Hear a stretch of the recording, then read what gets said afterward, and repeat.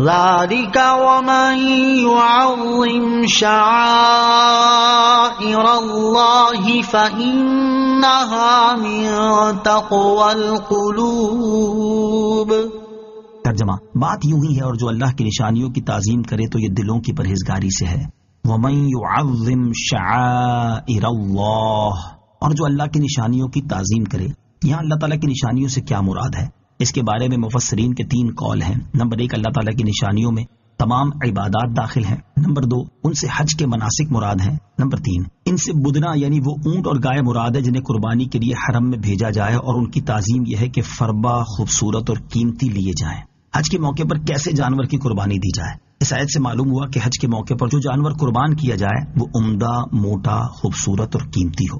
امام محمد غزالی رحمۃ اللہ تعالی فرماتے ہیں، ایک قول یہ ہے کہ اس آیت میں تعظیم سے مراد عمدہ اور موٹے جانور کی قربانی دینا ہے، لہٰذا قربانی کا جانور خریدنے والے کو چاہیے کہ اس کی خریداری میں قیمت کم کرنے کے درپے نہ ہو۔ بزرگان دین 3 چیزوں میں قیمت زیادہ دیتے تھے اور اس میں کمی کروانے کو پسند نہیں کرتے تھے۔ نمبر 1، حج کے موقع پر خریدا جانے والا قربانی کا جانور۔ نمبر 2، عید کی قربانی کا جانور۔ نمبر 3، غلام، کیونکہ قربانی میں زیادہ قیمت والا جانور ان کے مالکوں کے نزدیک زیادہ نفیس ہوتا ہے۔ حضرت عبداللہ ابن عمر رضی اللہ تعالیٰ عنہما سے روایت ہے کہ حضرت عمر فاروق رضی اللہ تعالیٰ عنہ حج کے موقع پر ایک غیر عربی اونٹ قربانی کے لیے لے گئے۔ کسی نے آپ سے وہ اونٹ 300 دیناروں کے بدلے میں طلب کیا۔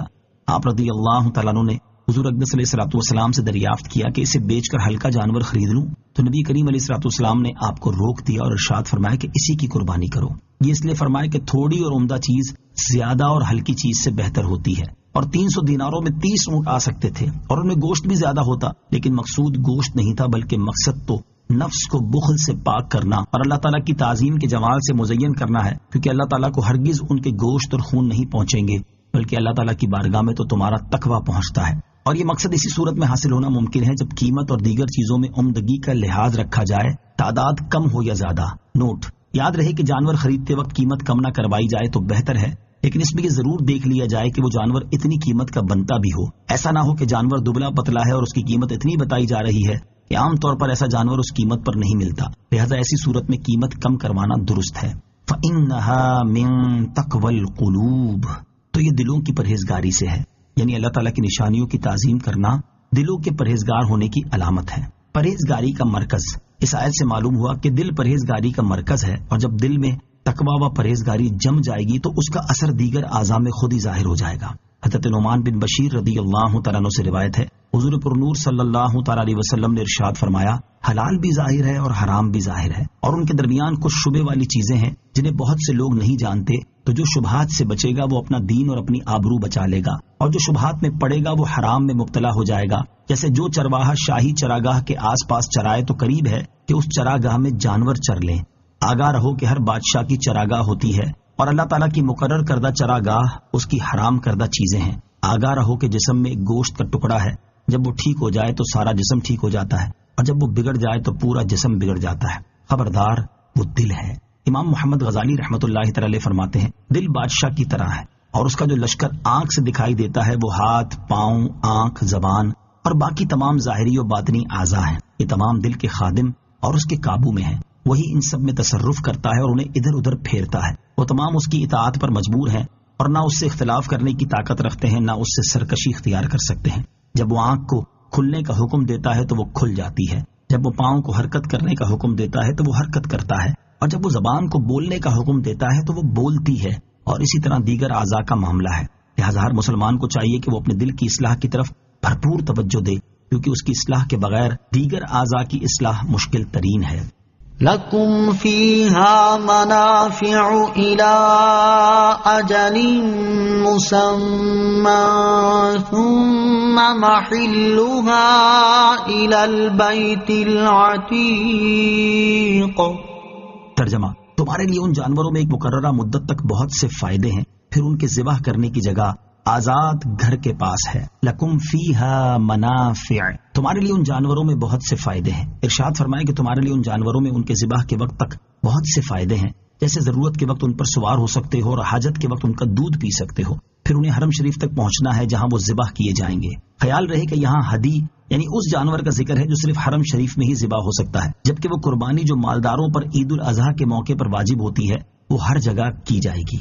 وَلِكُلِّ أُمَّةٍ جَعَلْنَا مَنسَكًا لِيَذْكُرُوا اسْمَ اللَّهِ عَلَى مَا رَزَقَهُم مِّن بَهِيمَةِ الْأَنْعَامِ فَإِلَٰهُكُمْ إِلَٰهٌ وَاحِدٌ فَلَهُ أَسْلِمُوا وَبَشِّرِ الْمُخْبِتِينَ الَّذِينَ إِذَا ذُكِرَ اللَّهُ وَجِلَتْ قُلُوبُهُمْ وَالصَّابِرِينَ عَلَى مَا أَصَابَهُمْ والصابرين على ما أصابهم والمقيم الصلاة ومما رزقناهم ينفقون. ترجمہ: اور ہر امت کے لیے ہم نے ایک قربانی مقرر فرمائی تاکہ وہ اس بات پر اللہ کا نام یاد کریں کہ اس نے انہیں بے زبان چوپایوں سے رزق دیا. تو تمہارا معبود ایک معبود ہے، تو اسی کے حضور گردن رکھو اور عاجزی کرنے والوں کے لیے خوشخبری سنا دو. وہ لوگ کہ جب اللہ کا ذکر ہوتا ہے تو ان کے دل ڈرنے لگتے ہیں، اور انہیں جو مصیبت پہنچے اس پر صبر کرنے والے ہیں اور نماز قائم رکھنے والے ہیں اور ہمارے دیے ہوئے رزق میں سے خرچ کرتے ہیں. وَلِكُلِّ أُمَّةٍ جَعَلْنَا مَنسَكًا، اور ہر امت کے لیے ہم نے ایک قربانی مقرر فرمائی. یعنی گزشتہ ایماندار امتوں میں سے ہر امت کے لیے اللہ تعالیٰ نے ایک قربانی مقرر فرمائی تاکہ وہ جانوروں کو ذبح کرتے وقت ان پر اللہ تعالیٰ کا نام لیں. تو اے لوگوں، تمہارا معبود ایک معبود ہے، اس لیے ذبح کے وقت صرف اسی کا نام لو اور اسی کے حضور گردن جھکاؤ اور اخلاص کے ساتھ اس کی اطاعت کرو. اور اے حبیب صلی اللہ تعالی علیہ وسلم، آپ عاجزی کرنے والوں کو خوشخبری سنا دیں. جانور ذبح کرتے وقت اللہ تعالیٰ کا نام ذکر کرنا شرط ہے.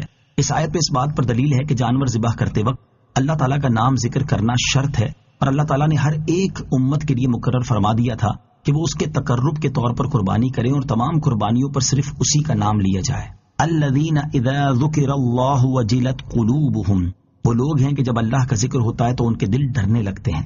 یعنی عاجزی کرنے والے وہ لوگ ہیں کہ جب ان کے سامنے اللہ تعالیٰ کا ذکر ہوتا ہے تو اس کی ہیبت و جلال سے ان کے دل ڈرنے لگتے ہیں، اور اللہ تعالیٰ کے عذاب کا خوف ان کے اعضاء سے ظاہر ہونے لگتا ہے، اور اللہ تعالیٰ کی طرف سے انہیں جو مصیبت و مشقت پہنچے اس پر صبر کرتے ہیں اور نماز کو اس کے اوقات میں قائم رکھتے ہیں اور اللہ تعالیٰ کے دیے ہوئے رزق میں سے صدقہ و خیرات کرتے ہیں.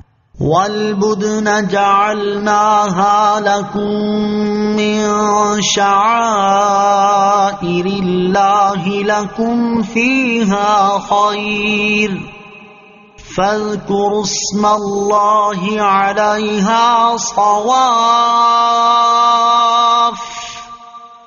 فَإِذَا وَجَبَتْ جُنُوبُهَا فَكُلُوا مِنْهَا وَأَطْعِمُوا الْقَانِعَ وَالْمُعْتَرَّ كَذَلِكَ سَخَّرْنَاهَا لَكُمْ لَعَلَّكُمْ تَشْكُرُونَ. ترجمہ: اور قربانی کے بڑی جسامت والے جانوروں کو ہم نے تمہارے لیے اللہ کی نشانیوں میں سے بنایا. تمہارے لیے ان میں بھلائی ہے تو ان پر اللہ کا نام لو، اس حال میں کہ ان کا ایک پاؤں بندھا ہوا ہو اور 3 پاؤں پر کھڑے ہوں. پھر جب ان کے پہلو گر جائیں تو ان کے گوشت سے خود کھاؤ اور کنات کرنے والے اور بھیک مانگنے والے کو بھی کھلاؤ. اسی طرح ہم نے ان جانوروں کو تمہارے قابو میں دے دیا تاکہ تم شکر ادا کرو. والبدنا، اور قربانی کے بڑی جسامت والے جانور. احناف کے نزدیک بدنا کا اطلاق اونٹ اور گائے دونوں پر ہوتا ہے، جبکہ امام شافعی رحمۃ اللہ تعالی کے نزدیک بدنا کا اطلاق صرف اونٹ پر ہوتا ہے. جعلناها لکم من شعائر اللہ، ان جانوروں کو ہم نے تمہارے لیے اللہ کی نشانیوں میں سے بنایا. یعنی اللہ تعالیٰ نے قربانی کے بڑی جسامت والے جانوروں کو مسلمانوں کے لیے اپنے دین کی نشانیوں میں سے بنایا ہے. آیت کے اس حصے سے معلوم ہوا کہ جس جانور کو عظمت والے مقام سے نسبت ہو جائے وہ شعائر اللہ بن جاتا ہے. لکم فیہا خیر، تمہارے لیے ان میں بھلائی ہے. یعنی قربانی کے ان بڑی جسامت والے جانوروں میں تمہارے لیے بھلائی ہے کہ تمہیں ان سے دنیا میں کثیر نفع اور آخرت میں اجر و ثواب ملے گا. قربانی کا دنیاوی اور اخروی فائدہ. قربانی کا دنیاوی فائدہ تو وہ ہے جو اوپر بیان ہوا کہ ضرورت کے وقت قربانی کے جانور پر سواری کی جا سکتی ہے اور حاجت کے وقت ان کے دودھ سے نفع اٹھایا جا سکتا ہے، اور اخروی فائدہ ثواب ہے. آیت والبدن جعلناها پر عمل سے متعلق بزرگان دین کے 2 واقعات.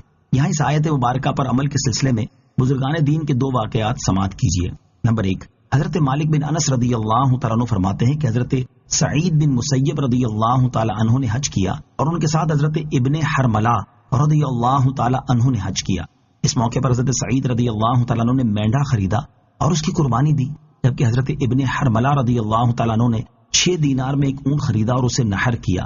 حضرت سعید رضی اللہ تعالیٰ عنہ نے ان سے پوچھا کہ آپ کو ہمارا طریقہ کافی نہ تھا؟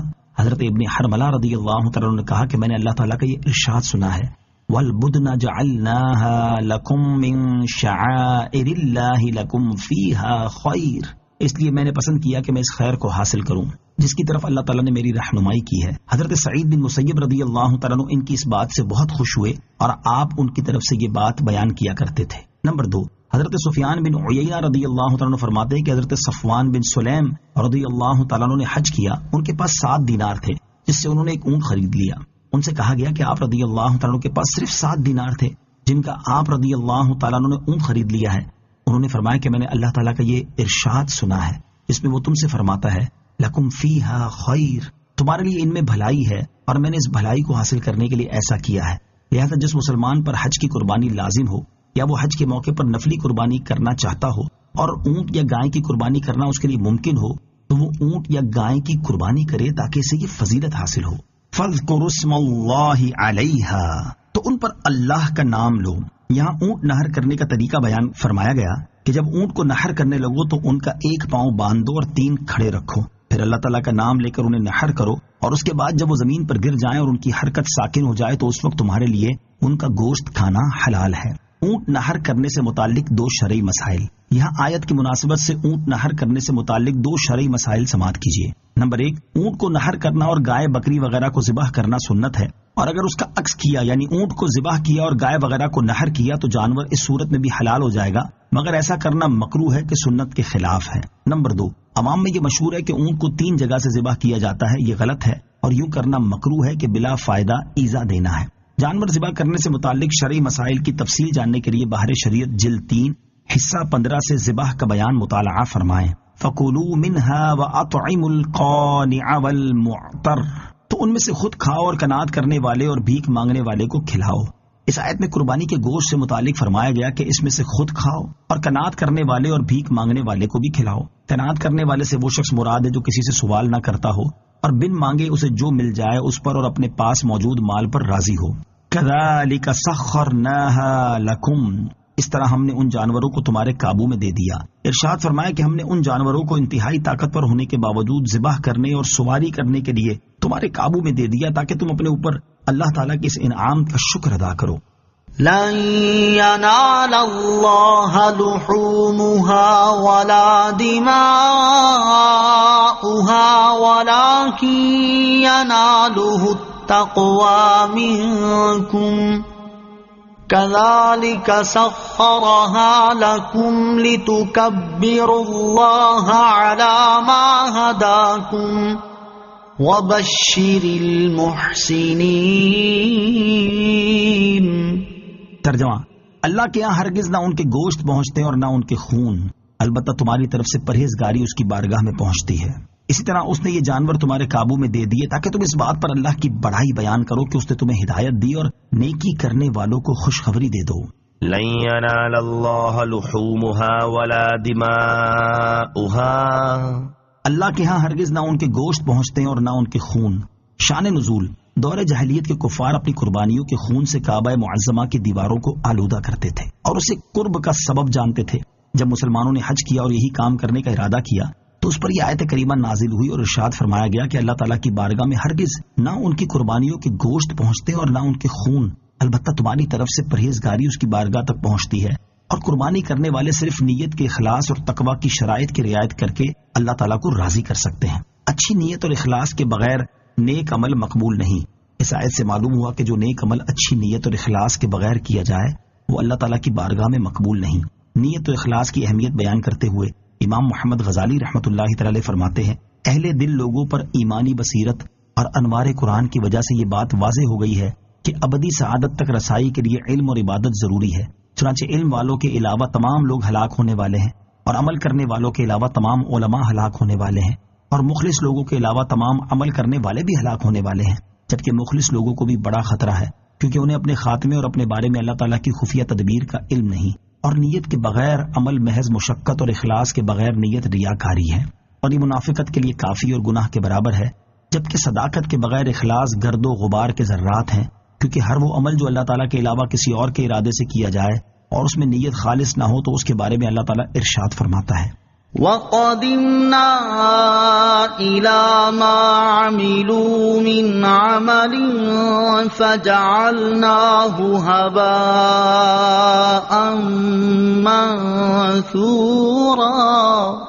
ترجمہ، اور انہوں نے جو کوئی عمل کیا ہوگا ہم اس کی طرف قصد کر کے باریک غبار کے بکھرے ہوئے ذروں کی طرح بے بقعت بنا دیں گے جو روشن دان کی دھوپ میں نظر آتے ہیں۔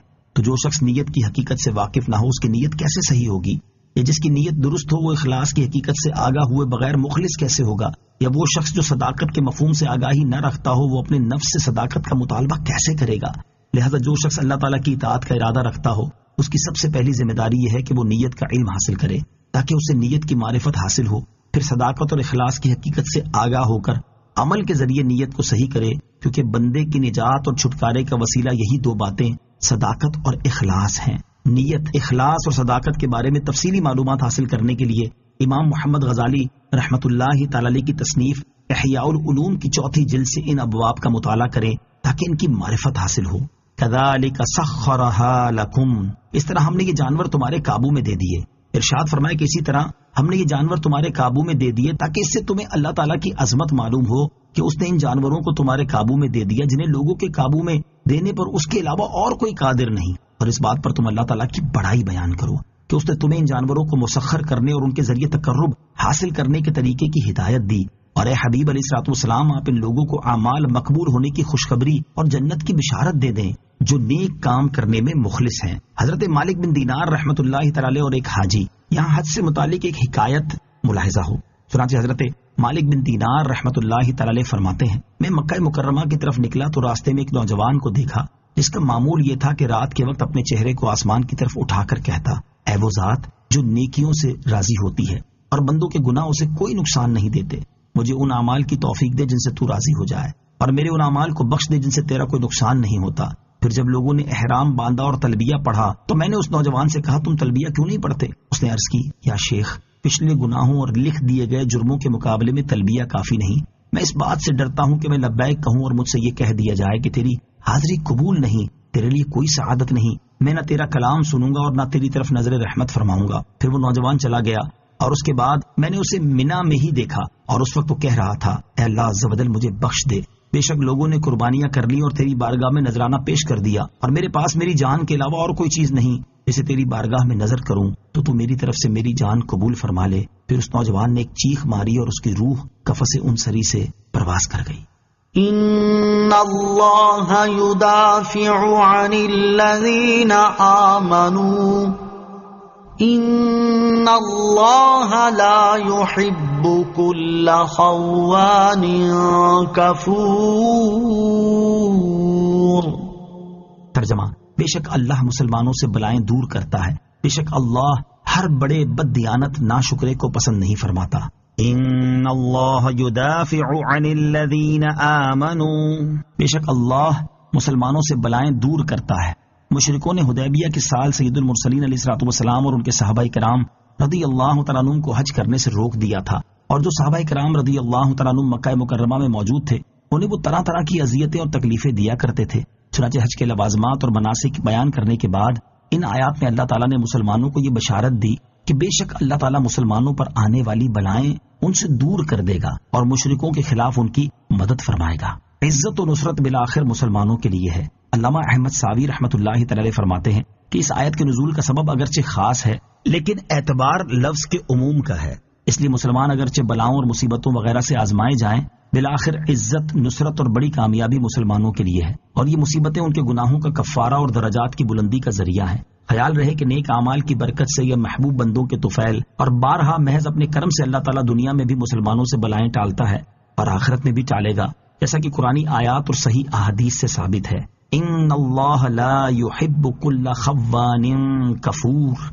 بے شک اللہ ہر بڑے بد دیانت ناشکرے کو پسند نہیں فرماتا. یعنی اللہ تعالیٰ ان کفار کو پسند نہیں فرماتا جو اللہ تعالیٰ اور اس کے حبیب علیہ الصلوۃ والسلام کے ساتھ کفر کر کے ان کی خیانت اور خدا کی نعمتوں کی ناشکری کرتے ہیں، اور اللہ تعالیٰ انہیں اس عمل پر سزا دے گا. اذن للذین یقاتلون بأنہم ظلموا وَإِنَّ اللَّهَ عَلَى نَصْرِهِمْ لَقَدِيرٌ. ترجمہ: جن سے لڑائی کی جاتی ہے انہیں اجازت دے دی گئی ہے کیونکہ ان پر ظلم کیا گیا ہے، اور بے شک اللہ ان کی مدد کرنے پر ضرور قادر ہے. اذینا، اجازت دے دی گئی ہے. شان نزول: کفار مکہ صحابہ کرام رضی اللہ تعالیٰ عنہم کو ہاتھ اور زبان سے شدید ایذائیں دیتے اور تکلیفیں پہنچاتے رہتے تھے، اور صحابہ کرام رضی اللہ تعالیٰ عنہم حضور پر نور علیہ الصلوۃ والسلام کے پاس اس حال میں پہنچتے تھے کہ کسی کا سر پھٹا ہے، کسی کا ہاتھ ٹوٹا ہے اور کسی کا پاؤں بندھا ہوا ہے. روزانہ اس قسم کی شکایتیں بارگاہ اقدس میں پہنچتی تھیں، اور صحابہ کرام رضی اللہ تعالی عنہم حضور انور علیہ الصلوۃ والسلام کے دربار میں کفار کے ظلم و ستم کی فریادیں کیا کرتے، اور آپ یہ فرما دیا کرتے کہ صبر کرو، مجھے ابھی جہاد کا حکم نہیں دیا گیا ہے. جب حضور اکرم علیہ الصلوۃ والسلام نے مدینہ منورہ کی طرف ہجرت فرمائی تب یہ آیت نازل ہوئی، اور یہ وہ پہلی آیت ہے جس میں کفار کے ساتھ جنگ کرنے کی اجازت دی گئی ہے. اس آیت کا خلاصہ یہ ہے کہ مشرکین کی طرف سے جن مسلمانوں سے لڑائی کی جاتی ہے انہی مشرکین کے ساتھ جہاد کرنے کی اجازت دے دی گئی ہے، کیونکہ ان پر ظلم کیا گیا ہے، اور بے شک اللہ تعالیٰ ان مسلمانوں کی مدد کرنے پر ضرور قادر ہے. الذين اخرجوا من ديارهم بغير حق الا ان يقولوا ربنا الله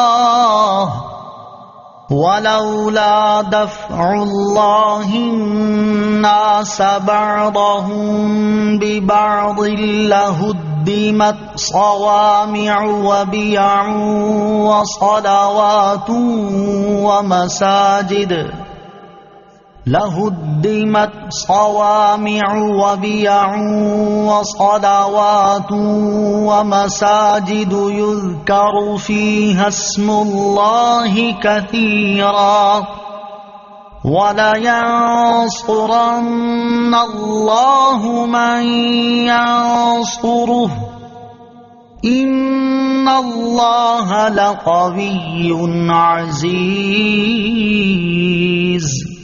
ترجمہ: وہ جنہیں ان کے گھروں سے ناحق نکال دیا گیا صرف اتنی بات پر کہ انہوں نے کہا ہمارا رب اللہ ہے، اور اگر اللہ آدمیوں میں ایک کو دوسرے سے دفع نہ فرماتا تو ضرور عبادت گاہوں اور گرجوں اور کلیساؤں اور مسجدوں کو گرا دیا جاتا جن میں اللہ کا کثرت سے ذکر کیا جاتا ہے، اور بے شک اللہ اس کی ضرور مدد فرمائے گا جو اس کے دین کی مدد کرے گا. بے شک اللہ ضرور قوت والا غلبے والا ہے. الذین اخرجوا من دیارہم بغیر حق، وہ جنہیں ان کے گھروں سے ناحق نکال دیا گیا، یعنی ان لوگوں کو جہاد کی اجازت دے دی گئی جنہیں ان کے گھروں سے صرف اتنی بات پر ناحق نکال دیا گیا اور بے وطن کیا گیا کہ انہوں نے کہا ہمارا رب صرف اللہ ہے، حالانکہ یہ کلام حق ہے، اور حق پر گھروں سے نکالنا اور بے وطن کرنا قطعی طور پر ناحق ہے. وَلَوْلَا دَفْعُ اللَّهِ النَّاسَ بَعْضَهُمْ بِبَعْضٍ، اور اگر اللہ آدمیوں میں ایک کو دوسرے سے دفع نہ فرماتا.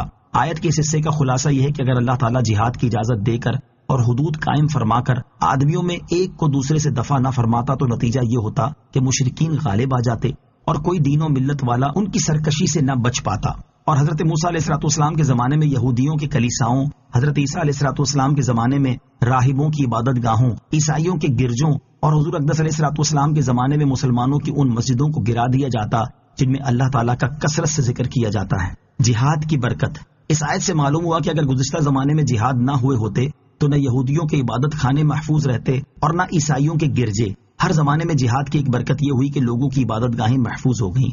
لیکن یہاں یہ یاد رہے کہ اب ہمارے زمانے میں گرجوں وغیرہ غیر مسلموں کی عبادت گاہوں کا اس اعتبار سے کوئی احترام نہیں کہ وہ کوئی مقدس جگہ ہیں. صرف یہ ہے کہ اسلامی ملک میں غیر مسلموں کو اپنی عبادت گاہیں بنانے کی اجازت ہے اور ہم انہیں اس معاملے میں چھیڑیں گے نہیں، اور نہ ہی مسلمانوں کو حق ہوگا کہ بلا وجہ دوسروں کے عبادت خانے گرائیں. ہمیں ہماری شریعت کا حکم یہ ہے کہ ہم کافروں کو اور ان کے دین کو ان کے حال پر چھوڑ دیں اور اسلام کا پیغام ان کی عبادت گاہیں گرا کر نہیں بلکہ دعوت و تبلیغ کے ذریعے دیں. وَلِيَنصُرَنَّ اللَّهُ مَن يَنصُرُهُ، اور بے شک اللہ تعالیٰ اس کی ضرور مدد فرمائے گا جو اس کے دین کی مدد کرے گا. ارشاد فرمائے گا جو اللہ تعالیٰ کے دین کی مدد کرے گا اللہ تعالیٰ اس کی ضرور مدد فرمائے گا. چنانچہ اللہ تعالیٰ نے اپنا یہ وعدہ پورا فرما دیا اور مہاجرین و انصار رضی اللہ تعالیٰ عنہم کو عرب کے سرکش کافر سرداروں پر غلبہ عطا فرمایا. پھر ایران کے کسرا اور روم کے کیسر پر غلبہ عنایت کیا اور ان کی سرزمین اور شہروں کا مسلمانوں کو وارث بنا دیا. الذین مكناهم في الأرض أقاموا الصلاة وآتوا الزكاة وأمروا بالمعروف ونهوا عن المنكر وَلِلَّهِ عَاقِبَةُ الْأُمُورِ. ترجمہ: وہ لوگ کہ اگر ہم انہیں اب زمین میں اقتدار دیں تو نماز قائم رکھیں اور زکوٰۃ دیں اور بھلائی کا حکم کریں اور برائی سے روکیں اور اللہ ہی کے قبضے میں سب کاموں کا انجام ہے. الذین ان مکناہم فی الارض، وہ لوگ کہ اگر ہم انہیں زمین میں اقتدار دیں. ارشاد فرمائے کہ وہ لوگ جنہیں ان کے گھروں سے ناحق نکالا گیا اگر ہم انہیں زمین میں اقتدار دیں اور ان کے دشمنوں کے مقابلے میں ان کی مدد فرمائیں تو ان کی سیرت ایسی پاکیزہ ہوگی کہ وہ میری تعظیم کے لیے نماز قائم رکھیں گے، زکوٰۃ دیں گے، بھلائی کا حکم کریں گے اور برائی سے روکیں گے. امام عبداللہ بن احمد نصفی رحمۃ اللہ تعالی فرماتے ہیں اس آیت میں خبر دی گئی ہے کہ آئندہ مہاجرین کو زمین میں تصرف عطا فرمانے کے بعد بھی ان کی سیرتیں بڑی پاکیزہ رہیں گی اور وہ دین کے کاموں میں اخلاص کے ساتھ مشغول رہیں گے. اس میں خلفائے راشدین کے عدل و انصاف اور ان کے تقویٰ و پرہیزگاری کی دلیل ہے جنہیں اللہ تعالیٰ نے اقتدار اور حکومت عطا فرمائی اور عادلانہ سیرت عطا کی. خلفائے راشدین رضی اللہ تعالی عنہم کی پاکیزہ سیرت کی جھلک. حضور پرنور صلی اللہ تعالی علیہ وسلم کی ظاہری حیات مبارکہ میں 4 صحابہ کرام حضرت ابوبکر صدیق، حضرت عمر فاروق، حضرت عثمان غنی اور حضرت علی المرتضی رضی اللہ تعالی عنہم کو تاجدار رسالت صلی اللہ تعالی علیہ وآلہ وسلم کی بارگاہ میں دیگر صحابہ کرام رضی اللہ تعالی عنہم کے مقابلے میں خاص قرب اور مقام حاصل تھا. اور یہ 4 صحابہ کرام رضی اللہ تعالی عنہم سیرت و عمل اور پاکیزہ کردار کے لحاظ سے بقیہ صحابہ کرام رضی اللہ تعالی عنہم پر فوقیت رکھتے تھے اور ان کی عبادت و ریاضت، تقویٰ و پرہیزگاری اور عدل و انصاف بے مثل حیثیت رکھتے تھے. پھر جب سید المرسلین صلی اللہ تعالی علیہ وسلم کا ظاہری وصال ہوا تو بالترتیب ان 4 صحابہ کرام رضی اللہ تعالی عنہم نے مسلمانوں کی امامت و خلافت کی ذمہ داری کو سنبھالا.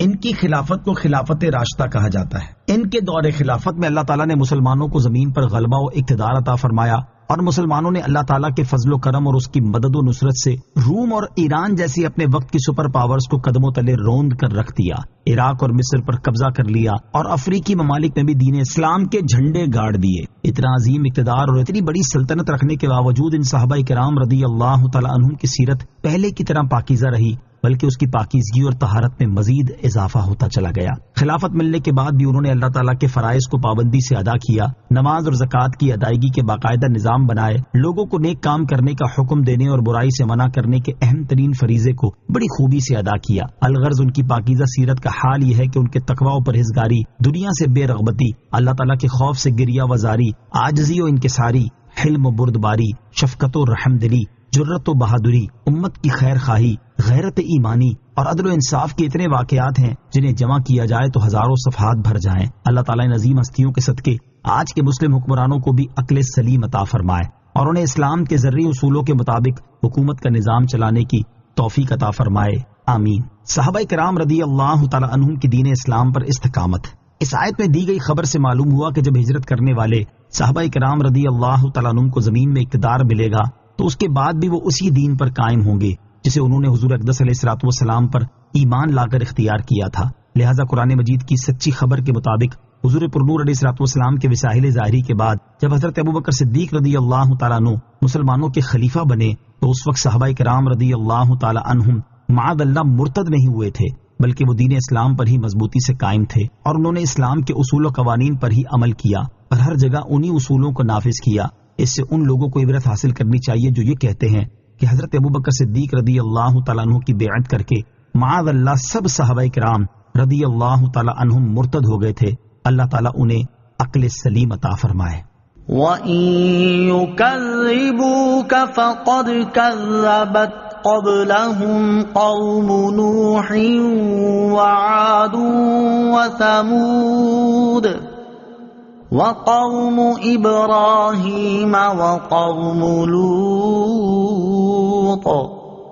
وَأَصْحَابُ مَدْيَنَ وَكُذِّبَ مُوسَى فَأَمْلَيْتُ لِلْكَافِرِينَ ثُمَّ أَخَذْتُهُمْ فَكَيْفَ كَانَ نَكِيرِ۔ ترجمہ: اور اگر یہ تمہاری تکذیب کرتے ہیں تو بے شک ان سے پہلے نوح کی قوم اور عاد اور سمود تکذیب کر چکے ہیں، اور ابراہیم کی قوم اور لوط کی قوم اور مدین والے اور موسیٰ کی تکذیب کی گئی تو میں نے کافروں کو ڈھیل دی، پھر انہیں پکڑا تو میرا عذاب کیسا ہوا۔ وَإِن يُكَذِّبُوكَ، اور اگر یہ تمہاری تکذیب کرتے ہیں۔ اس آیت اور اس کے بعد والی 2 آیات میں پچھلی کافر قوموں کا اپنے اپنے رسولوں کے ساتھ طرز عمل بیان کر کے حضور پر نور علیہ الصلوۃ والسلام کے مقدس دل کو تسلی دی گئی ہے۔ چنانچہ ان آیات کا خلاصہ یہ ہے کہ اے پیارے حبیب صلی اللہ تعالی علیہ وسلم، اگر یہ کفار آپ کو جھٹلاتے ہیں تو آپ تسلی رکھیں اور ان کی طرف سے آنے والی اذیتوں پر صبر کریں۔ کفار کا یہ پرانا طریقہ ہے اور پچھلے انبیاء کرام علیہ الصلوۃ والسلام کے ساتھ بھی ان کا یہی دستور رہا ہے۔ چنانچہ کفار مکہ سے پہلے حضرت نوح علیہ الصلوۃ والسلام کی قوم، حضرت ہود علیہ الصلوۃ والسلام کی قوم یعنی عاد، حضرت صالح علیہ الصلوۃ والسلام کی قوم یعنی ثمود، حضرت ابراہیم علیہ الصلوۃ والسلام کی قوم، حضرت لوط علیہ الصلوۃ والسلام کی قوم اور حضرت شعیب علیہ الصلوۃ والسلام کی قوم کے لوگ اپنے اپنے انبیاء کرام علیہ الصلوۃ والسلام کی تکذیب کر چکے ہیں، اور حضرت موسیٰ علیہ الصلوۃ والسلام کو بھی جھٹلایا گیا ہے۔ تو میں نے ان کافروں کو ڈھیل دی اور ان کے عذاب میں تاخیر کی اور انہیں مہلت دی، پھر میں نے انہیں پکڑا اور مختلف عذابوں سے ان کے کفر و سرکشی کی سزا دی، تو ان پر میرا عذاب کیسا ہولناک اور دردناک ہوا۔ اے حبیب صلی اللہ تعالی علیہ وسلم، آپ کی تکذیب کرنے والوں کو چاہیے کہ اپنے انجام کے بارے میں سوچیں اور پچھلوں کے انجام سے عبرت حاصل کریں۔ اگر یہ اپنی حرکتوں سے باز نہ آئے تو ان کا انجام بھی بہت خوفناک ہوگا۔ فَكُذِّبَ مُوسَىٰ، اور موسیٰ کی تکذیب کی گئی۔ یہاں حضرت موسیٰ علیہ الصلوۃ والسلام کے بارے میں یہ نہیں فرمایا گیا کہ آپ کی قوم نے آپ کی تکذیب کی، اس کی وجہ یہ ہے کہ حضرت موسیٰ علیہ الصلوۃ والسلام کی قوم بنی اسرائیل نے آپ کی تکذیب نہ کی تھی، بلکہ فرعون کی قوم قبطیوں نے حضرت موسیٰ علیہ الصلوۃ والسلام کی تکذیب کی تھی۔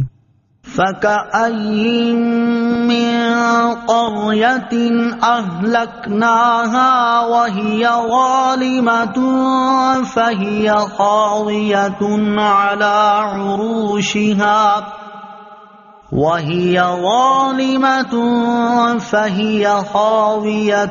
عَلَى عُرُوشِهَا وَبِئْرٍ مُّعَطَّلَةٍ وَقَصْرٍ مَّشِيدٍ۔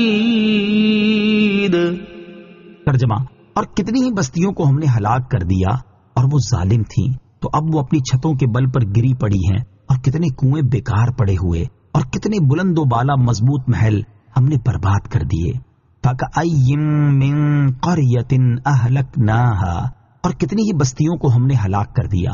ارشاد فرمایا اور کتنی ہی بستیوں کو ہم نے برباد کر دیا اور ان میں رہنے والے لوگوں کو ہلاک کر دیا، کیونکہ ان بستیوں میں رہنے والے کافر تھے، تو اب وہ بستیاں اپنی چھتوں کے بل پر گری پڑی ہیں، اور کتنے کنویں بیکار پڑے ہیں کہ ان سے کوئی پانی بھرنے والا نہیں، اور کتنے بلند و بالا محل خالی اور ویران پڑے ہیں کیونکہ ان میں رہنے والے مر چکے ہیں۔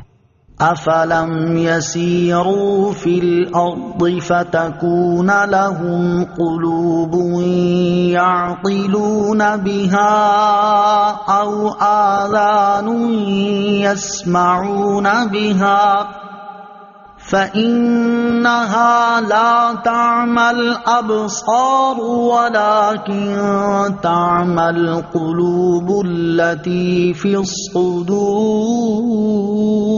الصُّدُورِ۔ ترجمہ: تو کیا یہ لوگ زمین میں نہ چلے کہ ان کے دل ہوں جن سے یہ سمجھیں، یا کان ہوں جن سے یہ سنیں؟ پس بے شک آنکھیں اندھی نہیں ہوتی، بلکہ وہ دل اندھے ہوتے ہیں جو سینوں میں ہیں۔ افلم یسیروا فی الارض، تو کیا یہ لوگ زمین میں نہ چلے؟ اس آیت میں کفار مکہ کو زمین میں سفر کرنے پر ابھارا گیا تاکہ وہ کفر کی وجہ سے ہلاک ہونے والوں کے مقامات دیکھیں اور ان کے آثار کا مشاہدہ کر کے عبرت حاصل کریں۔ چنانچہ فرمایا گیا کہ کیا کفار مکہ نے زمین میں سفر نہیں کیا تاکہ وہ سابقہ قوموں کے حالات کا مشاہدہ کریں اور ان کے پاس ایسے دل ہوں جن سے یہ سمجھ سکے کہ انبیاء کرام علیہ الصلوۃ والسلام کو جھٹلانے کی وجہ سے ان قوموں کا کیا انجام ہوا اور اس سے عبرت حاصل کریں، یا ان کے پاس ایسے کان ہوں جن سے پچھلی امتوں کے حالات، ان کا ہلاک ہونا اور ان کی بستیوں کی ویرانی کے بارے میں سنیں تاکہ اس سے عبرت حاصل ہو۔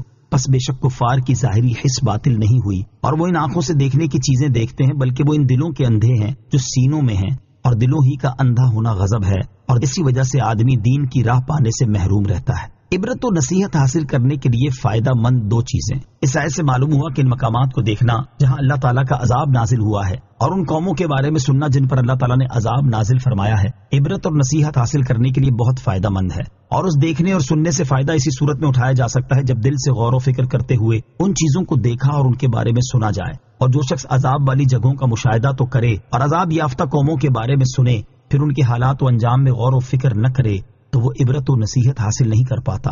لہذا جب کسی ایسی جگہ سے گزر ہو جہاں اللہ تعالیٰ کا عذاب نازل ہوا تھا یا عذاب میں مبتلا ہونے والی قوم کے واقعات سنے تو اس وقت دل سے ان پر غور و فکر ضرور کریں تاکہ دل میں اللہ تعالیٰ کے عذاب کا خوف اور ڈر پیدا ہو اور اللہ تعالیٰ کی نافرمانی سے بچنے اور اس کی اطاعت گزاری کرنے میں مدد ملے۔ اللہ تعالیٰ ارشاد فرماتا ہے ان فی ذلک لذکری لمن کان لہ قلب او القی السمع وہو شہید۔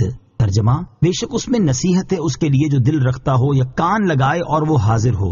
اور ایک بزرگ رحمت اللہ تعالی فرماتے ہیں، نصیحت کے ساتھ اپنے دل کو زندہ رکھو، غور و فکر کے ساتھ دل کو منور کرو، زہد اور دنیا سے بے رغبتی کے ساتھ نفس کو مارو، یقین کے ساتھ اس کو مضبوط کرو، موت کی یاد سے دل کو ذلیل کرو، فنا ہونے کے یقین سے اس کو صبر کرنے والا بناؤ، زمانے کی مصیبتیں دکھا کر اس کو خوف زدہ کرو، دن اور رات کے ایک دوسرے کے پیچھے آنے سے اس کو بیدار رکھو، گزشتہ لوگوں کے واقعات سے اسے عبرت دلاؤ، پہلے لوگوں کے قصے سنا کر اسے ڈراؤ، ان کے شہروں اور ان کے حالات میں اس کو غور و فکر کرنے کا عادی بناؤ، اور دیکھو کہ بدکاروں اور گناہ گاروں کے ساتھ کیسا معاملہ ہوا اور وہ کس طرح الٹ پلٹ کر دیے گئے۔ دل کے اندھے پن کا نقصان۔ اس آیت سے یہ بھی معلوم ہوا کہ جس کا دل بصیرت کی نظر سے اندھا ہو وہ تمام ظاہری اسباب ہونے کے باوجود دین کا راستہ پانے اور حق و ہدایت کی راہ چلنے سے محروم رہتا ہے۔ حضرت عبداللہ بن جراد رضی اللہ تعالیٰ عنہ سے روایت ہے، سرکار دو عالم صلی اللہ تعالیٰ علیہ وسلم نے ارشاد فرمایا، اندھا وہ نہیں جو ظاہری آنکھوں سے محروم ہے بلکہ اندھا وہ ہے جو بصیرت سے محروم ہے۔ اور حضرت سہل رحمت اللہ تعالی فرماتے ہیں، جس شخص کا دل بصیرت سے روشن ہو وہ نفسانی خواہشات اور شہوتوں پر غالب رہتا ہے، اور جب وہ دل کی بصیرت سے اندھا ہو جائے تو اس پر شہوت غالب آ جاتی ہے اور غفلت طاری ہو جاتی ہے۔ اس وقت اس کا بدن گناہوں میں گم ہو جاتا ہے اور وہ کسی حال میں بھی حق کے سامنے گردن نہیں جھکاتا۔ اللہ تعالی ہمیں دل کی بصیرت عطا فرمائے اور دل کی بصیرت سے اندھا ہونے سے محفوظ فرمائے، آمین۔ وَيَسْتَعْجِلُونَكَ بِالْعَذَابِ وَلَن يُخْلِفَ اللَّهُ وَعْدَهُ وَإِنَّ يَوْمًا عِندَ رَبِّكَ كَأَلْفِ سَنَةٍ مِّمَّا تَعُدُّونَ۔ ترجمہ، اور یہ تم سے عذاب مانگنے میں جلدی کرتے ہیں اور اللہ ہرگز اپنے وعدے کے خلاف نہیں کرے گا، اور بے شک تمہارے رب کے ہاں ایک دن ایسا ہے جو تم لوگوں کی گنتی کے 1000 سال کے برابر ہے۔ وَيَسْتَعْجِلُونَكَ بِالْعَذَابِ، اور یہ تم سے عذاب مانگنے میں جلدی کرتے ہیں، یعنی اے حبیب صلی اللہ تعالی علیہ وسلم، کفار مکہ جیسے نذر بن حارث وغیرہ مذاق اڑانے کے طور پر آپ سے جلدی عذاب کرنے کا تقاضا کرتے ہیں، اور اللہ تعالیٰ ہرگز اپنے وعدے کے خلاف نہیں کرے گا اور وعدے کے مطابق ضرور عذاب نازل فرمائے گا۔ چنانچہ یہ وعدہ بدر میں پورا ہوا اور مذاق اڑانے والے کفار ذلت کی موت مارے گئے۔ وَإِنَّ يَوْمًا عِندَ رَبِّكَ، بے شک تمہارے رب کے ہاں ایک دن ایسا ہے۔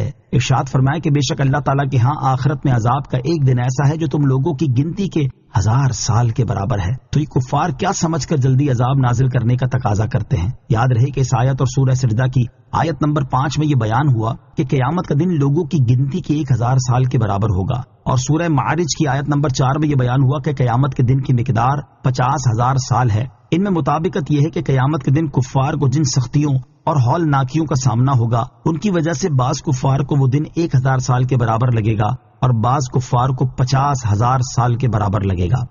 وَكَأَيِّن مِّن قَرْيَةٍ أَمْلَيْتُ لَهَا وَهِيَ ظَالِمَةٌ ثُمَّ أَخَذْتُهَا وَإِلَيَّ الْمَصِيرُ۔ ترجمہ، اور کتنی ہی بستیاں ہیں جن کے ظالم ہونے کے باوجود میں نے انہیں ڈھیل دی، پھر میں نے انہیں پکڑ لیا اور میری ہی طرف پلٹ کر آنا ہے۔ وَكَأَيِّن مِّن قَرْيَةٍ أَمْلَيْتُ لَهَا، اور کتنی ہی بستیاں ہیں جنہیں میں نے ڈھیل دی۔ ارشاد فرمایا کہ کثیر بستیاں ایسی ہیں جن میں رہنے والے لوگوں کو ظالم ہونے کے باوجود میں نے ڈھیل دی اور ان سے عذاب کو مؤخر کیا، پھر میں نے مہلت ختم ہونے کے بعد انہیں پکڑ لیا اور دنیا میں ان پر عذاب نازل کیا، اور آخرت میں سب کو میری طرف پلٹ کر آنا ہے تو میں ان کے اعمال کے مطابق ان کے ساتھ سلوک کروں گا۔ ظلم اللہ تعالیٰ کے عذاب کا سبب ہے۔ اس آیت سے معلوم ہوا کہ اللہ تعالیٰ ظالم شخص کو ڈھیل دیتا رہتا ہے اور فوری طور پر اس کی گرفت نہیں فرماتا۔ حتیٰ کہ وہ یہ گمان کرنے لگ جاتا ہے کہ اللہ تعالیٰ اس کی گرفت نہیں فرمائے گا. پھر اللہ تعالیٰ اس کی وہاں سے پکڑ فرماتا ہے جہاں سے اسے وہم و گمان تک نہیں ہوتا، اور اس وقت اپنے آپ کو ملامت کرنے کے سوا کچھ ہاتھ نہیں رہتا. تو ظالم کی نجات اسی میں ہے کہ وہ اپنے اوپر اللہ تعالیٰ کا عذاب نازل ہونے سے پہلے ظلم سے باز آ جائے اور اس کی بارگاہ میں سچی توبہ کر کے جن پر ظلم کیا اور ان کے حقوق کو ضائع کیا ان سے معافی مانگ لے اور ان کے حقوق انہیں ادا کر دے. اللہ تعالیٰ عمل کی توفیق عطا فرمائے. آمین. قل يا أيها الناس إنما أنا لكم نذير مبين. ترجمہ: تم فرما دو اے لوگو، میں تو صرف تمہارے لیے کھلم کھلا ڈر سنانے والا ہوں. قل یا ایھا الناس، تم فرما دو اے لوگو. اس آیت میں اللہ تعالیٰ نے نبی کریم علیہ الصلوۃ والسلام سے فرمایا کہ اے پیارے حبیب صلی اللہ تعالیٰ علیہ وسلم، آپ ان کافروں کو اللہ تعالیٰ کی گرفت اور اس کے عذاب سے مسلسل ڈراتے رہیں اور ان کی طرف سے مذاق اڑانے کے طور پر جلدی عذاب نازل کرنے کے مطالبات کی وجہ سے انہیں ڈرانا موقوف نہ فرمائیں، اور ان سے فرما دیں کہ مجھے واضح طور پر اللہ تعالیٰ کے عذاب کا ڈر سنانے کے لیے بھیجا گیا ہے اور تمہارا مذاق اڑانا مجھے اس سے نہیں روک سکتا. مبلغین کے لیے نصیحت. اس میں ان تمام مسلمانوں کے لیے بڑی نصیحت ہے جو اسلام کے احکامات لوگوں تک پہنچانے کی کوششوں میں مصروف ہیں اور نیکی کی دعوت دینے اور برائی سے منع کرنے کے اہم ترین فریضے کو انجام دے رہے ہیں. انہیں چاہیے کہ ان کاموں کے دوران دل مضبوط رکھیں اور لوگوں کی طرف سے ہونے والی طعن و تشنیع اور طنز و مذاق کو خاطر میں نہ لائیں، اور اس وجہ سے یہ کام نہ چھوڑ دیں بلکہ اپنے پیش نظر صرف اللہ تعالیٰ کی رضا کو رکھتے ہوئے ان کاموں کو جاری رکھیں. اور ایسے لوگوں کے لیے اللہ تعالیٰ کی بارگاہ میں ہدایت کی دعا کرتے رہیں. اللہ تعالیٰ نے چاہا تو انہیں ہدایت مل جائے گی.